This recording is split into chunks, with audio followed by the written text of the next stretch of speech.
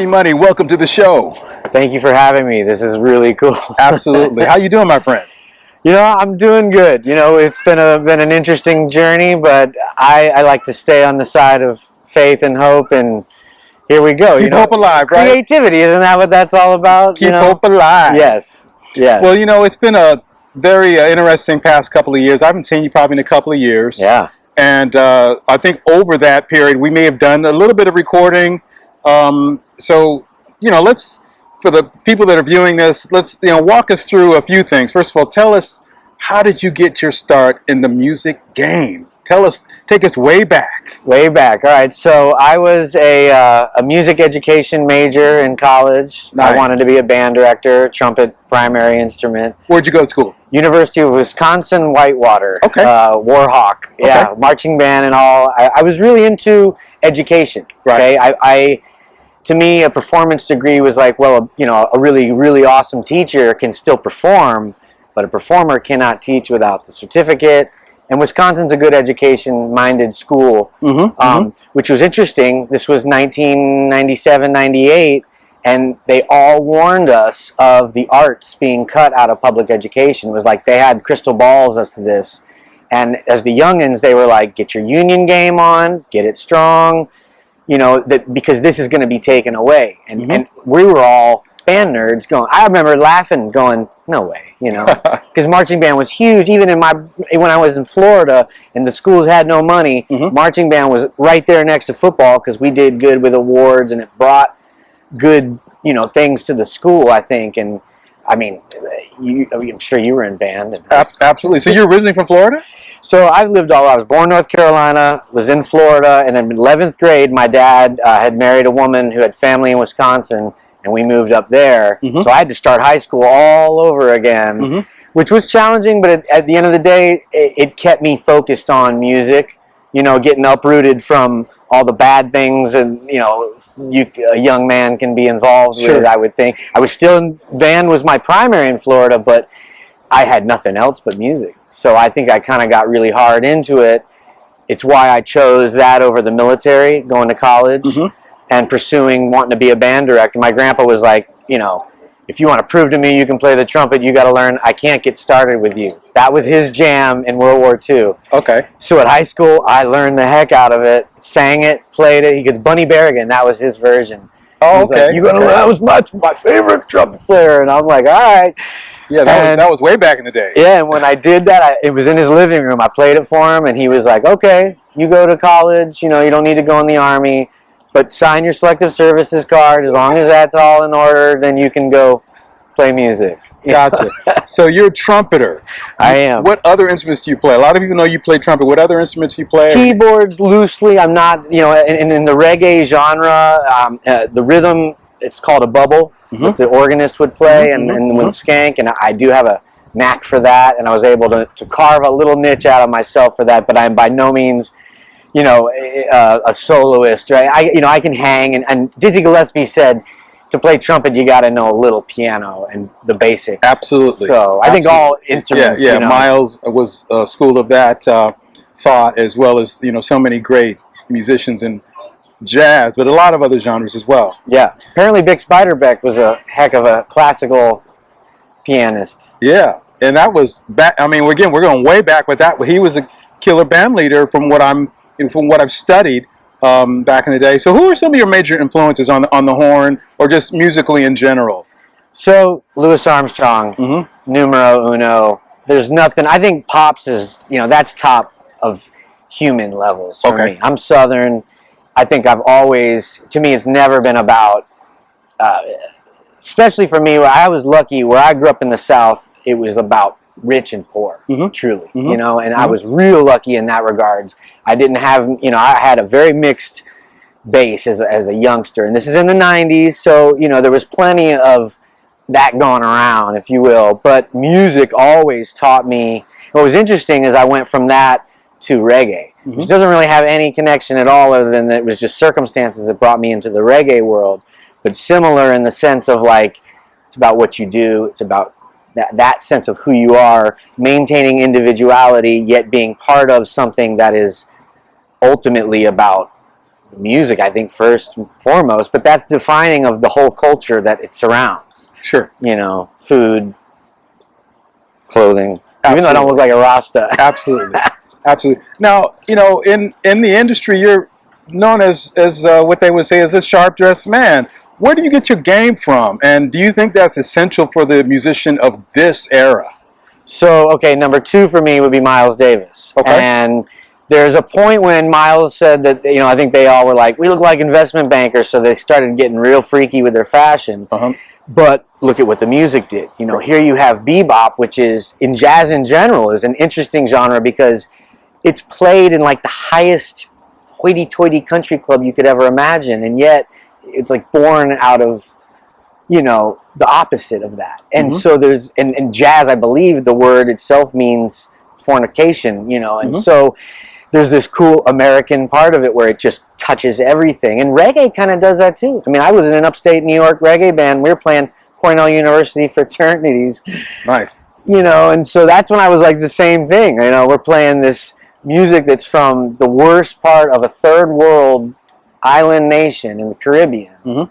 Yet, hope, you know, positivity, brotherhood, sisterhood, you know, all of this comes from that. I mean, you can't buy it. You know, it's not about the flashiness of it, you know. So, I don't know. I think that the fashion part, and this, I'm Southern, so it's all about presentation. Okay. I do dress up to make myself feel good, but I also dress up for others. You know, you're paying money to come see me play, and you know how Pints Quarts, that's how it was. And that really added a lot to what we do and what we... I'm not mad at someone that can rock it on the t-shirt because usually they can play better than me. You know what I mean? Absolutely. So on the subject of Pints and Quarts, and you talk about food, that was one of the probably the best places. And let me say, put this on the record, all hats off to you, to Donna, to the ownership, the management of Pints and Quarts. It was a wonderful venue. It was a wonderful run. I'm always going to be loyal. And I don't know any musician that has any foul word to say, you know, from a person that has had many businesses and still continues, even in spite of being a musician and having actual businesses. There's a bottom line, there are costs, and if something is working, you go with it. If something isn't working, then, you know, you got to move on from it. Right. But with that said, you know, what happened with that? So, a few factors. You know, I think that for starters, I'll take you in my hat out further to Donna because she really made it all happen. You know, Yes. I approached her at a time when I wasn't even playing music anymore. I had taken a hiatus off of it as my daughter was born and I was just making the transition.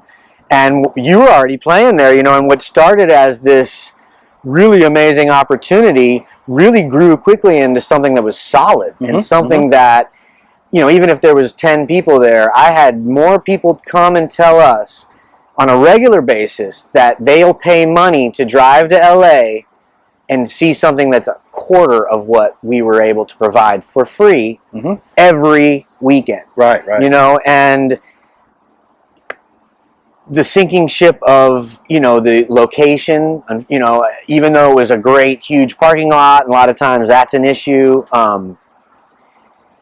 It's weird. It's like if we could have just put all the eggs into the basket of making everyone come there, but it's just the mall was a problem. You know, I can say that I think fairly. Also, the stores were falling off. The management was very distant. okay. I did all the promotions and things like... And the promotion was on point, I might say, from... We tried our... I got emotional looking at posters the other day. Everything, you know, was, sorry, everything it was was current. like, you know, wow, we did this. And it's weird. I see other places where we're sitting, you know what I mean? I won't name names, but there's other venues where you look at and you're like, man, it's almost like they make it look easy. Right, what are we doing wrong? Yeah. I used to ask myself that all the time. I'm on Facebook. I'm on all the social medias. And the location being right off the 15, I think everything was good. It's like what happened other than there was not a long-term... Because usually when you bring something like that to the table, it's lights a fire. It you know, and the fire grows. It lights another thing on, and maybe, you know, Nike wants to do a promotion or Levi's wants to do it, and those stores are not even there anymore. Do you think it was too advanced for the venue, for the location, geographically? In other words, I know that there may be people in the suburbs that listen to jazz or listen to reggae, or more than you would think than just country or whatever. But with that said, you think it was a little bit too advanced? Yes, and I'll even take that a step further. Even the obvious ones didn't do well. So there's a point when, you know, I also lived in Boston for a long time. That's where I cut my teeth as a young man. Right. And there's more colleges there than I think anywhere else in the world. And then you have this atmosphere of, if you have a bar that can keep it together. Right. I recorded an album at an Irish pub, and it just was about the bartender who said, "Come on, do it." Okay. You know, I'll give you guys $100. Come and do it. And just by opening it up, and it took about 6 months. We went from being in the front to 10 people being there to literally people standing on tables, and it just got out of control in a great way.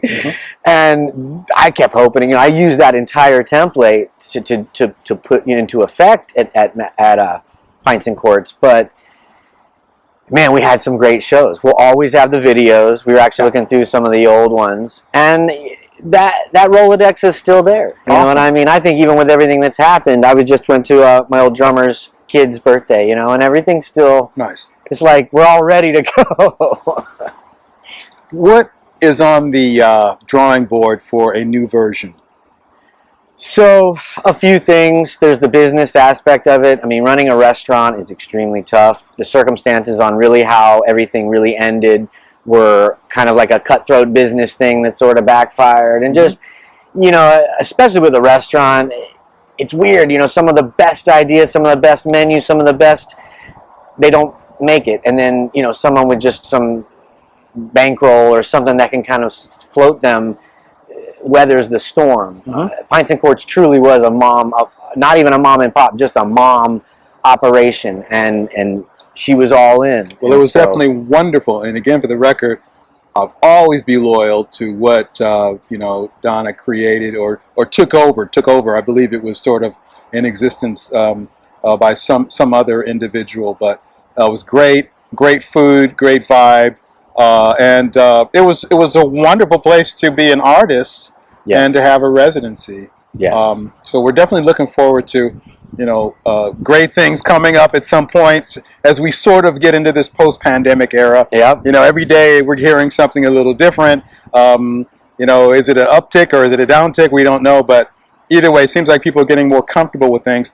But with that said, what do you think about the war going on right now, and how has that affected everything from your viewpoint? So interesting. You know, I love history. My grandfather, so I'm of German descent. I have the immigration form in the late 1800s. We came over here from Germany, but my grandfather flew B-17 bombers over Germany, over where we're from. He was stationed in England during the war. Very proud of his German heritage and his American heritage, first and foremost, though, you know, and that was really had an effect on me growing up. He's the one that taught me. My dad was a Vietnam era vet, non-combat, very much a hippie, if you will. But between the two of them, you know, it's one of those things. My grandpa said we can never stop people from fighting.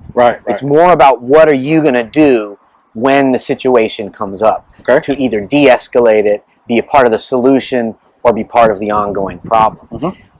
We're in a situation where we have a clear-cut situation, excuse me, versus, you know, in Vietnam where things were just really odd and there was not even a real declaration of war. I'm glad people are actually using the word war right away. You look at places like the Middle East, though, where stuff like this has been going on, and my take is there's a right thing and a wrong thing, and we cannot tiptoe around anything, you know. I'm historically kind of believe in like the general patterns, or like if it's time to get bullheaded and tough, let's do it and help people out that need to be helped, because that's the only way you put something down. You know, if someone's in trouble and you go to help them, you're going to put yourself at risk, but you're doing that knowing that you're doing it for a reason. The greater good. Yeah. And some people, that's a reaction. They don't think about it. They don't go over the business of it. They think with their heart and they do it. what brought America into World War II are very interesting factors that we have to take into consideration, and we do live in a nuclear era. My take is what can we do? You know, so again, historically speaking, I was talking with Donna about Glenn Miller and what he did during World War II they did these... Oh, the USO effort. Yeah, well, they did these big band songs, and my grandpa gave me the CD, and there was these female voices singing in German about freedom and all these cool American stuff. And you know, Russians are chess players. We got to think like that. Sure. We got to think... I think that really sums it up. We got to start playing chess, and we got to make them react to us in a way. I'm not like a proponent of let's go all out to war, but there's obviously some really bad stuff happening right now, and it's undeniable. And I mean, I'm 42, so I'm at that age where you know, how can I help? I got a kid. Yeah. It's a really rough one. Right now, I think we need to be diligent. We need to be informed. We need to be able to put aside real petty stuff and focus on a much larger issue at hand, which would be a world at war and people being bombed in their homes. Sure. You know, and guard our grill too. You know, knuckle up, guard your grill, get into war mode. But I'll say this: between the years 1940 and 1945, did not jazz explode in Harlem? A lot of those guys weren't in the war effort. They were back home holding down the fort, if you will. I mean, there's a lot of segregation and weird stuff in play, but that to me is a kind of a cool part of that history because there was a flourishment of what was, I think, what bebop at that time, you know, to become from a big band, because all of a sudden all those big bands, they weren't all them guys around. Right. A lot of them were off at war. Right. So things culturally change, but they tend to go like streamlined. Sure. You know. Let me ask you a bit about a current event that is, you know, recently just occurred. Of course, you're familiar with the actor Jussie Smollett. All right, so he has his version of what happened regarding him manufacturing a hate crime, if you will, and you know the state of Illinois has their version of it. At the end of the day, he was sentenced, and he's going to do, you know, I believe 6 months to a year, somewhere in that area. But what do you think about that whole thing? In other words, we have to trust, as much as a lot of people are opposed to the criminal justice system, we have to trust the system that it's going to work its way through, you know, any biases that may or may not exist. Right. But with that said, what do you think about that situation and how it played out? And how do you think that affects the average person on the street or law enforcement that may be doing a good job, or you know, how would that determine the outcome of things in the future? Yeah, that's a very, very, very good question. I'm glad you asked me that. And I have to give you, you know, part of my thing. My father was married to a black Jamaican woman. I've been very much into, and it's so funny, people hate it to hearing that, but I have my own story to tell. And Martin Luther King Jr. as a kid, you know, the words that judge people by the content of their character and not the color of their skin mean a lot to me.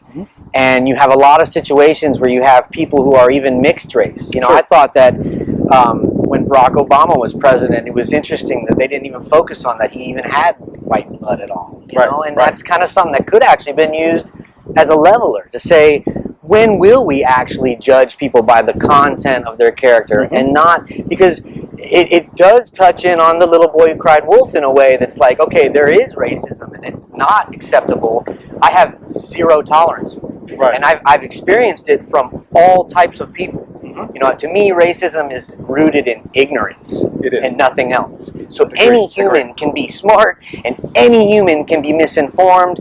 And really, at the end of the day, if you argue yourself, if you do it right, at 15 years old, I took on my whole family because I was a lover as a kid. Straight up. I mean, I had to deal with some crazy business. And these rednecks would come at me, and then one day they said it, and the kid heard it, and it got out of control, and the teacher called the cops. And because there was a lot of racial fights in high school back then. This is in Eustis, Florida, Central Florida. And so the tolerance factor for me, it was like, it really scarred me, and it made me to where how I think of my daughter, I think of the future, and I think of, in order to combat it, we don't go tit for tat. Right. We can't rub dead people's nose in it. You know what I mean? Right. Most of the people who are guilty are gone from this earth. And I don't mean to say like that like it's over by any means. Right. But if we take every situation as is, now you're talking about, was he looking for attention? Was he looking for ratings? I mean, if you know your history books, people have done crazy shit Publicity to sell stunts. albums and movies, and he's an actor. So there's a little bit of this kind of like, wow, It is very possible that could have been the motive. I mean, I had a conversation with another artist recently about likes and views, and the fact that a lot of very, very important people that are behind the scenes don't get the recognition or the likes or the views or the followers that some of the the Kanyes might get. It's unfortunate, but doesn't make you any less of a talent. So if that was his motive, I disagree with that approach. There's probably better ways to do it if that is factually what happened, and according to the court there, he's guilty of that crime. So and I would almost say, in an old school way, is it's like, how can you take the wind out of those sails? So you remove, if when we can actually, as an ideal society, get to where we can remove the whole race part of it. We have, I mean, even now, and this is interesting. Right. How can gender be accepted, but not race? And in a way that if I want to identify myself as somebody, I not be allowed? I mean, you're talking to someone that, for the most part, African American culture has been a major part of my whole upbringing.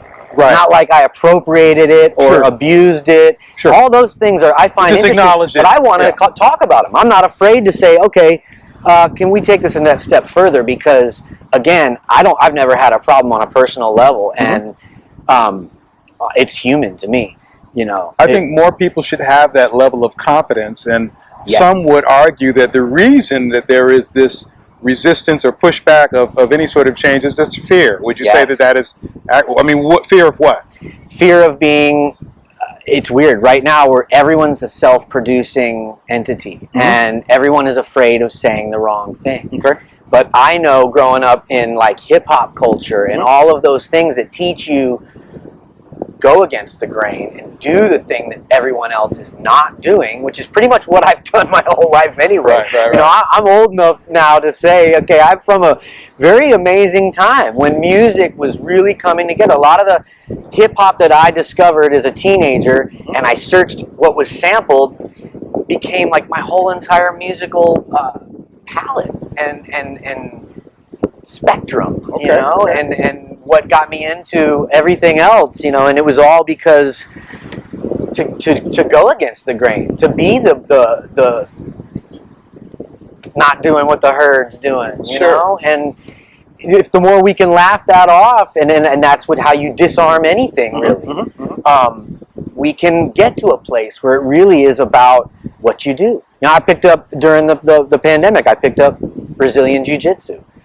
And there's this really cool getting back to the basics of like, it's about your skill, it's about us, no matter where you're at, no matter where I'm at, coming together and learning and growing and getting better and stronger together. There you go. I mean, it sounds cliched maybe, but like I said, I'm a faith and I mean, cliche or not, we need more of those ideas. Because people have got to start talking about things if we're going to make a change. If we're silent about things, nothing will ever change. We can't look the other way, forever. So, yeah, I think most of our viewers would appreciate that. Yeah. Well, listen, what's next for you? I hear you're working on a new album. You're in the studio. What's going on with all that? So it's interesting. I think when the thing happened, like my drummer, he's driving food around, and our LA gig fell apart. All of this stuff happened that in a weird way took me way out of what I thought was my comfort zone or my genre and everything. But I realized, and I think a lot of live musicians realize this, is that we were in a little bit of a bubble grind where we weren't going to really get out of this. We were working our butts off for not much money. Right. Gigging like hard, the travel, the gas, having your family go, when are you going to make it? Are you going to sell some albums? It's like, and you're going, yeah, that's coming right around the corner. But I started challenging myself in the studio. Right. And so now I'm working on, it's a Madonna cover of all things. But it was a movie I watched that got me going on this. And then I look at now the finished product. I'm really happy. It's something I would have never, ever thought I would do. Wonderful. What players are on the record? Are you doing most of it yourself? You've got everything myself right now. I got a mixing guy who's a drummer, and it really helps me clean things up, which I don't want to continue this. Obviously, this was a phase that now I'm thinking, okay. Well, I mean, Prince did most of his recording on everything, so there's nothing wrong with that. I do 90% of all of my in the studio performance, and I have, you know, certain spot players to come in and do certain things, so there's nothing wrong with that at all. And I would have never been able to, I mean, if you asked me if I'm going to play rhythm guitar on something, I would have laughed. You know, here I am in there doing it now, like playing bass. I got a little mini Squire, little Fender, and don't laugh, that thing with the right amp and it's the fingers. There but you go. There you I get some good tones. I'm pleased with it, you know. And I think if isn't that what it's all about? Absolutely. You know? What's the name of the album, or have you decided on it? I'm just putting songs out. So I can give you a link. We did a video. Actually, I did a collaboration with a drummer, and we filmed the video at Donna's. That's one thing we did, like right in the height of the pandemic. Okay. But her house is featured in it. She executive produced it. We got crazy with a black light and all this glow-in-the-dark paint and stuff. So it was a lot of fun, and it really kept the fires burning, if you will, you know. And because I thought they was going out.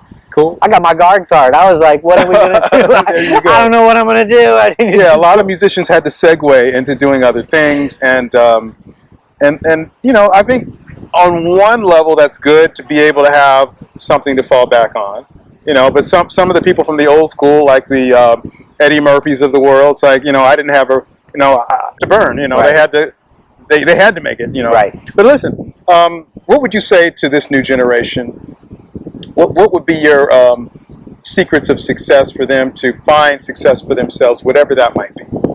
So that's you ask all the really good questions. And now I'm 42, and I can be at a place where I heard from someone, an LA business person, right? Definitely a music player moving things around. High-level endorsements, high-level artists.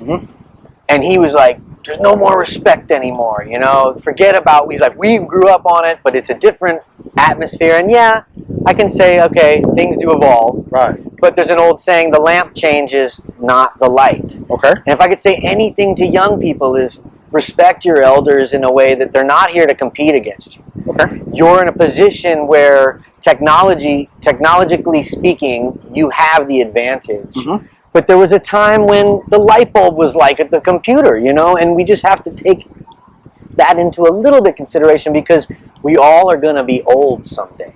Absolutely. We're all going to be what you might think is weird or whatever right now, or abrasive to, it's going to be you, baby. I mean, that's the one thing we cannot stop. Yeah. And I find that interesting. I see that in a lot of popular culture, and this struggle almost. And that happened when jazz was brand new. You know, it shook the heck up out of everything. But at the same time, what happened? That jazz is now taught at college. Sure. Okay, but if you could just say one thing to someone aspiring, maybe they play the trumpet, musician, maybe they're into any type of the arts, what would you say the main thing, if you could correct something that you thought you know, maybe misstepped or could have done differently or better, what would you tell them, advise them about? Oof, yeah, big time. So, well, main thing. Two things. One thing, play live and learn how to be awesome live and make them love you that way. Okay. And then you guys, it's like an actor being stage guy. Love it. Okay. Two is, best thing I've heard recently, you want to talk music business, take away that word music. Because I spent my years learning how to play trumpet and worrying about key signatures and time signatures and being a badass, musician. And I started floundering. The second I got out of a band, when I left Slightly Stupid, and which had a really nice management structure, it was like I made a lot of mistakes. And it took me even years to claim publishing I had no clue was even out there. Publishing I had no clue was out there. That is and now, thanks to a guy in New York who's a publicist that I use, I'm getting quarterly statements. I would have never got that money. Okay. And and ASCAP was telling me, you'd be surprised at how many musicians have no clue what's up. Get your publishing game on point. Okay. And make sure you have that before you're putting music out, you know, because then you're protected. Awesome. Okay, so focus on the business, focus on your live show, build that following, right? It's a balance, but yeah, know the business so that they can't just totally take advantage of it. C Money, thank you so much for coming today. We really appreciate you, and everybody will be definitely looking you up real soon. I appreciate that, and thank you so much. Let's jam. Thank you. Blessings to you.